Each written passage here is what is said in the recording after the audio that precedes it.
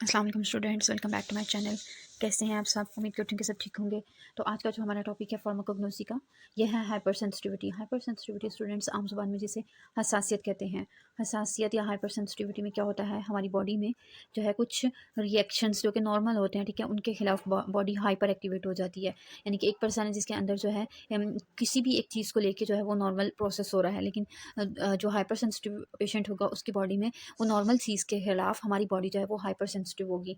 इसकी डेफिनेशन देख लेते हैं कि क्या कह रहा है। Hyper sensitivity also called hyper sensitivity reaction. तो हाइपर सेंसिटिविटी को हम हाइपर सेंसिटिविटी रिएक्शंस भी कहते हैं।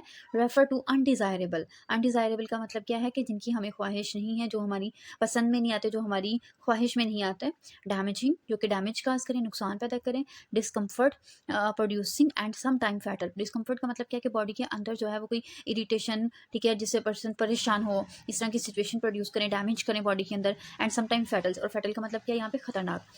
Reaction produce by the normal immune system. और इसमें ये जो रिएक्शन होता है ये हमारा नॉर्मल इम्यून सिस्टम प्रोड्यूस कर रहा होता है। यानी कुछ नॉर्मल चीज़ों के खिलाफ ही हमारा जो इम्यून सिस्टम है, इम्यून सिस्टम क्या होता है, हमारी बॉडी का वो मदाफ़ती निज़ाम होता है, वो ताकत देने वाला या वो फाइट करने वाला निज़ाम होता है कि जैसे ही कोई भी फ़ॉरेन जो है कोई भी बैक्टीरिया, वायरस, ठीक है, इन्वेडर आता है बॉडी के अंदर, बॉडी को नुकसान पहुंचाने की कोशिश करता है, तो ये उसके खिलाफ जो है वो काम करता है एंटीबॉडीज़ बना के, ठीक है, उसके खिलाफ फाइट करेगा किसी भी जर्म के खिलाफ। लेकिन क्या होता है कि कुछ कंडीशंस के अंदर ये हमारा जो इम्यून सिस्टम होता है नॉर्मल चीज़ों को भी ये समझ लेता है कि ये कोई फॉरेन सब्सटेंसेस हैं।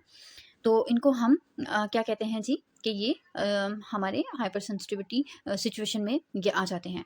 उसके बाद है जी स्टूडेंट, यहाँ पे इसका इंट्रोडक्शन बताया हुआ है। इंट्रोडक्शन में ये क्या कह रहा है कि the term allergy was first defined by the von Periquet in 1906. He described that a change or altered reaction in the body is called allergy. अब यहाँ पे वो क्या बात बता रहा है कि ये जो अब ये जो कंडीशन है, हमें जो हाइपर सेंसिटिविटी है मोस्टली कह लेंगे एलर्जी की कंडीशन में डेवलप होती है। कि आप देखें परफ्यूम है, ठीक है, परफ्यूम एक नॉर्मल चीज़ है, आप भी यूज़ करें, कोई और भी पर्सन यूज़ कर रहा है, सब इसको यूज़ करते हैं, लेकिन जो इससे हाइपर सेंसिटिव होगा वो जैसे ही परफ्यूम के साथ उसका एक्सपोयर होगा तो उसकी बॉडी के अंदर डिस्कम्फर्ट हो जाएगा, डैमेज होगा, ठीक है, और उसको एलर्जी मतलब एक सिचुएशन डेवलप हो जाती है। हमारा इम्यून सिस्टम भी नॉर्मल होता है, लेकिन उसका जो प्रोसेस होता है काम करने का कि वो किसी और चीज़ को जो है, जो नॉर्मल चीज़ है उसको जो है वो एक नुकसानदा चीज़ समझ लेता है। तो एलर्जी में भी कुछ ऐसा ही होता है। तो कहता है कि इसमें भी बॉडी जो है वो हाइपर सेंसिटिव हो जाती है। तो ये जो साइंटिस्ट थे, ठीक है, जो कि वॉन पेरिक्वेट थे 1906 में, इन्होंने इस एलर्जी की जो टर्म है इसको इंट्रोड्यूस करवाया था, इसके बारे में जिक्र किया था। He described that a change और altered reaction in the body is called an allergy. तो वो क्या बता रहा है कि कोई भी चेंज या अल्टर्ड रिएक्शन, यानी कि एक नॉर्मल रिएक्शन है उसके अंदर तब्दीली आ रही है हमारी बॉडी के अंदर, तो उसको हम क्या कहते हैं, एलर्जी कहते हैं। अब एलर्जी की वो आगे डेफिनेशन बता रहा है। According to British immunological society. अब ये जो इम्यूनोलॉजिकल सोसाइटी है ये ब्रिटिश की है, ठीक है। ये क्या करते हैं कि हमारी हेल्थ से रिलेटेड, हमारी इम्यूनिटी से रिलेटेड, हमारे इम्यून सिस्टम को कैसे हम बूस्ट कर सकते हैं उसको इम्प्रूव करने के लिए जो है ना ये सोसाइटी काम करती है। तो इनके अकॉर्डिंगली कहता है कि allergy can be defined as, allergy को हम डिफाइन कर सकते हैं, allergy is a specific hypersensitivity of an individual to foreign particle. कहता है कि एलर्जी एक ये भी एक खास किस्म की हाइपर सेंसिटिविटी हो जाती है, स्पेसिफिक हाइपर सेंसिटिविटी है किसी भी इंडिविजुअल के अंदर, ठीक है। किससे? To foreign particle. फॉरेन का मतलब है जो कि बाहर होते हैं, बैरूनी पार्टिकल्स हैं, ठीक है। यूजली अ प्रोटीन, ठीक है, जो कि एक प्रोटीन का मॉलिक्यूल भी हो सकता है। To which a specific individual is expose. कहता है कि इसके साथ जब भी जो जिस पर्सन को एलर्जी होगी उसके साथ उसका एक्सपोयर होगा, ठीक है, मोस्टली ये प्रोटीन इन नेचर होते हैं, ठीक है।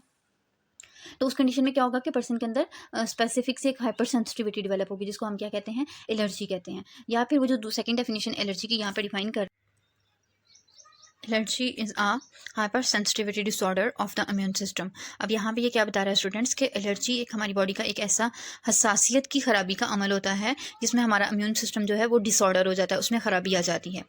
Allergic reaction occur to normally harmless environmental substances known as allergens. अब कहते हैं कि जो एलर्जिक रिएक्शन है जिन चीज़ों की वजह से अकर हो रहे हैं, जो कि नॉर्मली आपके हार्मलेस होती हैं, नुकसान पहुंचाती नहीं है, ठीक है, इन्वायरमेंटल सब्सटेंसेज होती हैं, हमारी इन्वायरमेंट का हिस्सा होती हैं, ठीक है, जो कि नुकसान ना पहुंचाएं, ठीक है, उनकी वजह से अगर एलर्जिक रिएक्शन अकर होते हैं तो उन चीज़ों को हम क्या कहते हैं, एलर्जेंस कहते हैं।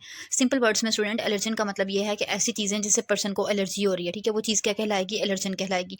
कुछ भी हो सकता है, डस्ट हो सकती है, परफ्यूम हो सकता है, कोई फ्लावर हो सकता है, कोई फैब्रिक हो सकता है, कि जिस चीज़ से भी एलर्जी है वो चीज़ क्या कहलाएगी, एलर्जन कहलाएगी।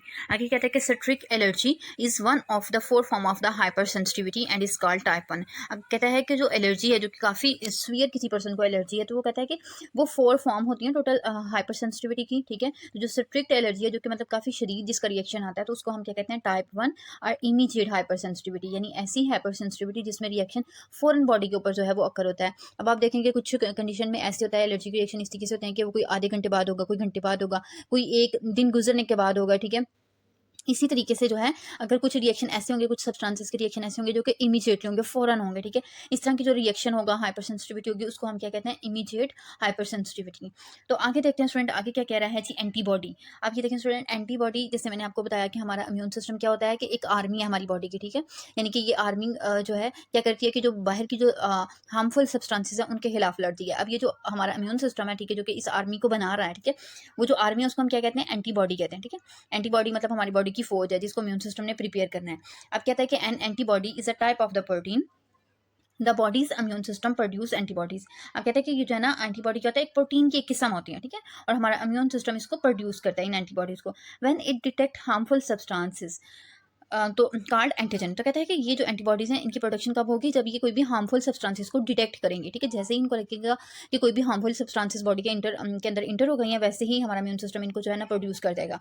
अब वो जो हार्मफुल सब्सटेंस जो कि बॉडी के अंदर इंटर हुई है, जो कि हमारा दुश्मन है, ठीक है, उसको हम क्या कहते हैं, एंटीजन कहते हैं, ठीक है। हमारी फौज क्या कहलाती है, एंटीबॉडी कहलाती है, और उसके खिलाफ, जिसके खिलाफ हमारी फौज ने काम करना है, वो चीज़ क्या कहलाती है, एंटीजन कहलाती है, ठीक है। तो आगे है जी, sign and symptom of allergy, कि जब एलर्जी जो होती है तो उस कंडीशन में क्या साइन एंड सिम्टम पेश आते हैं पेशेंट को। तो इसमें सबसे पहले कह रहा है कि कॉमन सिम्टम ऑफ एलर्जी। अब इसमें जो ऑर्गन अफेक्ट होते हैं, ठीक है, हमें पता है कि हमारे जैसे ही एलर्जी टेक प्लेस होती है, हमारी नोज़ में, हमारे आईज़ के अंदर प्रॉब्लम होना शुरू हो जाती है। इसी तरीके से और भी मतलब एलर्जी की टाइप्स हैं जिसके अंदर जो है ना बॉडी के डिफरेंट ऑर्गन्स जो है वो अफेक्ट होते हैं। तो सबसे पहले जो यहाँ पे स्टूडेंट बात कर रहा है, वो बात कर रहा है जी अफेक्टेड ऑर्गन में नोज़ की, ठीक है। नोज़ जो है, ठीक है स्टूडेंट, यहाँ पे थोड़ा सा फॉर्मेट इसका डिस्टर्ब हो गया हुआ है। तो कह रहा है कि जैसे ही एलर्जी कोई भी एलर्जी की रिएक्शन आएगा तो उस कंडीशन में क्या होगी कि swelling of the nasal mucosa, ठीक है। नेज़ल म्यूकोसा क्या होता है कि ये हमारी जो नोज़ है, हमारी जो नेज़ल कैविटी है, ठीक है, इसके अंदर अल्लाह ताला ने एक प्रोटेक्टिव लेयर बनाई होती है, ठीक है, और इसको हम क्या कहते हैं, नेज़ल म्यूकोसा कहते हैं। अब इसमें क्या होगी, स्वेलिंग हो जाएगी, यानी कि जो बाहर की लेयर आपको दिखाई दे रही है ना नोज़ के इनर साइड पे, ये म्यूकोसा है, तो इसके अंदर स्वेलिंग हो जाएगी, ठीक है, जिसको हम क्या कहेंगे, एलर्जिक रिनाइटिस कहेंगे। स्वेलिंग ऑफ नेज़ल म्यूकोसा, ठीक है, इसको हम क्या कहते हैं, एलर्जिक रिनाइटिस कहते हैं। उसके बाद नेक्स्ट हमारे पास आ जाता है स्टूडेंट, साइनसेस आ जाते हैं, ठीक है। साइनसेस हमारी बॉडी के अंदर, वो हमारे फेस के अंदर वो कैविटीज़ होती हैं, ठीक है, जो चीक्स पे बेसिकली ये लोकेट कर रही होती हैं, और इनका काम क्या होता है कि ये एयर को वार्म अप कर रही होती हैं, ठीक है, जैसे मैंने आपको पहले भी बताया था। तो उसमें क्या होता है कि उनके अंदर इन्फ्लेमेशन हो जाती है, साइनोसाइटिस जो है ये प्रॉब्लम डेवलप हो जाती है पेशेंट के अंदर। नेक्स्ट आ जाता है आइज़ आ जाती है, ठीक है। आइज़ में आप देखते हैं कि रेडनेस हो जाती है and itching of the conjunctiva. Conjunctiva eye का एक पोर्शन होता है, ठीक है, इसमें इचिंग होगी, आई के अंदर इचिंग होगी, रेडनेस होगी, समटाइम आइज से पानी भी निकलता है, टेयरिंग होती है, ठीक है। हमें जब अगर नोज़ या फिर साइनस अफेक्ट होते हैं तो उस कंडीशन में क्या होगा स्टूडेंट, हमें कफ होगी, स्नीजिंग होगी, ठीक है, रनी नोज़ होगी, ठीक है। तो ये सारे सिम्टम जो हैं वो डेवलप हो रहे होते हैं। फिर उसके बाद कहता है जी, जब एयरवे अफेक्ट होगा उस कंडीशन में भी स्नीजिंग होगी, कफिंग होगी, ब्रोंको कंस्ट्रिक्शन होगी। ब्रोंको कंस्ट्रिक्शन का मतलब क्या है कि जो हमारी ब्रोंक्यूल्स हैं, ठीक है, वो क्या हो जाएंगी, कंस्ट्रिक्ट हो जाएंगी। कंस्ट्रिक्ट का मतलब स्टूडेंट यहाँ पे क्या है कि ये नैरो हो जाएंगी, ठीक है। तो ये यहाँ पे ब्रोंको कंस्ट्रिक्शन हो जाएगी। वीजिंग होगी, ठीक है। वीजिंग का मतलब क्या है कि जैसे ही वो ब्रीथिंग करेगा, ब्रीथिंग के केस में क्या होगा कि जो है आप कह लेंगे विसल लाइक जो है वो साउंड आएगी। उसके बाद डिस्पीनिया होगा। डिस्पीनिया किसे कहते हैं स्टूडेंट, शॉर्टनेस ऑफ ब्रेथ को, यानी उसको सांस लेने में प्रॉब्लम होगी, खींच खींच के वो सांस लेगा, मुश्किल से उसको सांस आएगा, ठीक है। और some time the attack of asthma, और सम कंडीशन में एस्थमा का भी अटैक होता है, ठीक है। एस्थमा जिसको हम दमा कहते हैं, उस कंडीशन जो ये जो होती है आपकी एस्थमा की कंडीशन होती है स्टूडेंट, ये भी जो होती है ये एलर्जी कंडीशन होती है। उसके बाद ईयर आ जाता है। ईयर में कहता है जी के फीलिंग ऑफ फुलनेस, ठीक है, possibly pain and impaired hearing. अब इसमें स्टूडेंट क्या पेशेंट को ईयर के ऊपर क्या प्रॉब्लम आएगी, उसको ऐसे लगेगा कि जैसे उसके कानों में हवा भरी हुई है, फुलनेस उसको फील होगी, पेन उसको फील होगी, और इम्पेयर्ड हेयरिंग का मतलब क्या है कि उसको प्रॉपर्ली सुनाई नहीं देगा। ये सिम्टम हमारे जो है वो ईयर के अंदर आएंगे। नेक्स्ट आ जाता है जी स्किन के ऊपर। स्किन के ऊपर कहते हैं कि रैशेस होंगे, फॉर एग्जाम्पल एक्जिमा आएगा, हाइव्स आएंगे जिसको आर्टिकेरिया कहते हैं। एक्जिमा और हाइव भी स्टूडेंट स्किन के ऊपर जो है ना एलर्जी कंडीशन होती है। इनके ऊपर इनमें क्या होता है कि बॉडी के ऊपर छोटे छोटे से स्पॉट बन जाते हैं रेड कलर के, जिसमें पेन होती है, इन्फ्लेमेशन हो जाती है, और इचिंग वगैरह होगी पेशेंट को। इसके बाद आ जाता है जी गैस्ट्रोइंटेस्टाइनल ट्रैक आ जाता है, ठीक है, हमारी जीआईटी आ जाती है, जीआईटी के ऊपर भी इफेक्ट आते हैं, ठीक है। जैसे अगर हमें कोई एलर्जी कंडीशन होती है सम टाइम, तो उसमें जो स्टूडेंट सबसे पहले आता है वो एब्डोमिनल पेन आता है, ठीक है, पेशेंट को पेट में दर्द होगा, ब्लॉटिंग है, वॉमिटिंग है, ठीक है। ब्लॉटिंग में क्या होगा कि पेट के अंदर पेशेंट को गैस महसूस होगी, ठीक है। वॉमिटिंग में क्या होगा कि उसको उल्टी आएगी एंड डायरिया, और डायरिया के साथ क्या होगा कि उसको जो है वो मोशन लग जाएंगे, स्टूल जो है वो वाटरी स्टूल उसको पास होगा। तो ये सारे साइन सिम्टम जो है हमें गैस्ट्रो इंटेस्टाइनल जीआईटी के ऊपर आएंगे, ठीक है। तो ये कुछ एलर्जी के साइन एंड सिम्टम थे, इनको भी आपने अच्छे से जो है वो याद करना है, और इनको जो है ना इस पूरे टॉपिक को आप अच्छे से याद कीजिएगा, क्योंकि ये पेपर में जो है अक्सर जो है ये रिपीट। उसके बाद आ जाता है स्टूडेंट एलर्जेंस आ जाते हैं। एलर्जेंस की डेफिनेशन यहाँ पे बताई हुई है कि the allergen the foreign substances that provoke a reaction.